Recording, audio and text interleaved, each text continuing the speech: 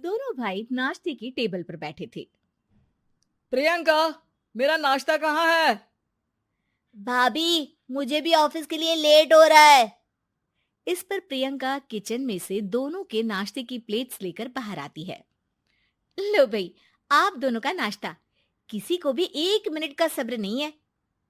ये प्रियंका का ससुराल है, जहाँ कोई औरत ना होने की वजह से शादी वाले दिन से ही घर के साथ दोनों भाइयों की जिम्मेदारियां प्रियंका संभाल लेती है। दोनों भाई शांति से नाश्ता कर रहे होते हैं कि अंकुश अपने भाई की प्लेट से पराठे का एक टुकड़ा उठा लेता है। आपको पता है ना, मैं खाना शेयर नहीं करता, फिर भी मेरी प्लेट में से खाना जरूरी है क्या? अरे हद हो गई है, मुझे नहीं खाना अब। अंकुर गुस्से में नाश्ता छोड़कर टेबल से उठ खड़ा होता है। अरे, ये कैसा बिहेवियर है अंकुर? एक टुकड़ा ही तो है। एक हो या आधा, मुझे भूख लगी है तो ये सिर्फ मेरा ही है। उसे भी किसी के साथ शेयर करने बैठा तो भूखा नहीं रह जाऊंगा। अरे बाबा, ठीक है, अब इस पर भी लड़ाई। दूसरा बना देती हूँ, पर प्लीज ऐसे खाना बीच में छोड़कर मत जाओ। इससे अन्न का अपमान होता है। ओ प्लीज भाभी, ऐसी कोई चीज होती ही नहीं है। आपके पास पैसे हैं, खरीदो और खाओ। अगर नहीं खाया जाए तो फेंक दो। अरे दुनिया में सब यही करते हैं। अंकुर बैग उठाकर ऑफिस के लिए चला जाता है, जिसके पीछे उसका बड़ा भाई मायूस सा घर में खड़ा रह जाता है। जिसने बचपन से सोने की चम्मच में खाया हो, उसे दुनिया के बारे में क्या पता होगा। वैसे गलती तो हमारी ही है। अगर कभी बचपन में ही सही गलत का फर्क सिखाया होता तो आज ये हाल नहीं होते। आप फिक्र क्यों करते हैं जी? भगवान है, वो जो भी करता है सबकी भलाई के लिए ही करता है। और जब वो चाहेंगे तो अपनी तरह से अंकुर भैया को भी सब कुछ सिखा देंगे। पत्नी की बात पर विश्वास कर अंकुश भी ऑफिस चला जाता है।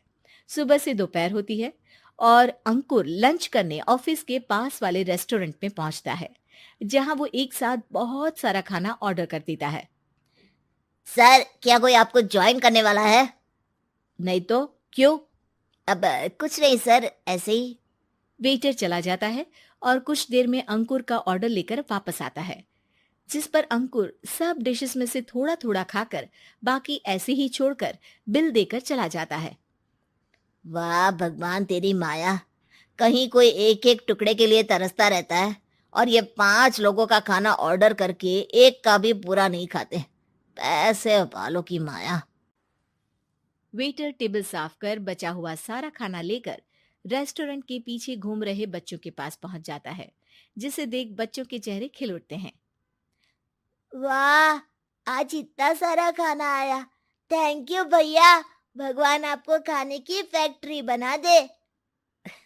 अगर ये फैक्ट्री मेरी होती तो तुम लोगों को कभी किसी का झूठा बचा हुआ खाना नहीं खाना पड़ता। चलो तुम लोग खाओ, पर ध्यान रखो किसी को पता ना चले, नहीं तो मेरी नौकरी चली जाएगी। इसी के साथ दिन बीतता है और रात को दोनों भाई एक साथ घर पहुंचते हैं। कुछ देर में सब डिनर करने बैठते हैं, जहां अंकुश अंकुर को समझाने की कोशिश करता है। अंकुर, अगर हमें लाइफ में सब कुछ मिला है, इसका ये मतलब नहीं कि तुम उसका गलत फायदा उठाओ, बल्कि तुम्हें उसकी मदद से दूसरों को भी मदद करनी चाहिए। भैया, जिनके पास नहीं है उनकी वजह मैं तो नहीं ना। और ऐसे बहुत लोग हैं जिनके पास सब कुछ है। इसलिए अगर मैं एक इंसान कुछ नहीं करूंगा तो कोई फर्क नहीं पड़ने वाला। तुम्हारे भैया बस एक चीज समझाना चाहते हैं कि जिस चीज की हमारे पास कमी नहीं है, उसे बर्बाद करने से अच्छा है कि लोगों के साथ शेयर करें। इससे हम सिर्फ सामान नहीं, खुशियां भी बांटते हैं, और इसमें तुम्हारा ज्यादा कुछ तो जाएगा नहीं।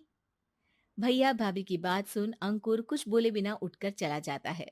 इसी तरह दिन बीतते रहते हैं, जिसमें अंकुश और प्रियंका कोशिश तो बहुत करते हैं, पर अंकुर पर किसी भी चीज का कोई असर नहीं पड़ता। एक दोपहर अंकुर सैंडविच खाते हुए सड़क के किनारे चल रहा होता है। तभी उसकी नजर आइसक्रीम वाले पर पड़ती है और वो सैंडविच सड़क किनारे फेंक आइसक्रीम खरीदने पहुंच जाता है। अब इसे कहते हैं जिंदगी का सुख। जैसे ही अंकुर आइसक्रीम लेकर पीछे मुड़ता है, तो एक आदमी को सड़क से वही सैंडविच उठाते हुए देखता है।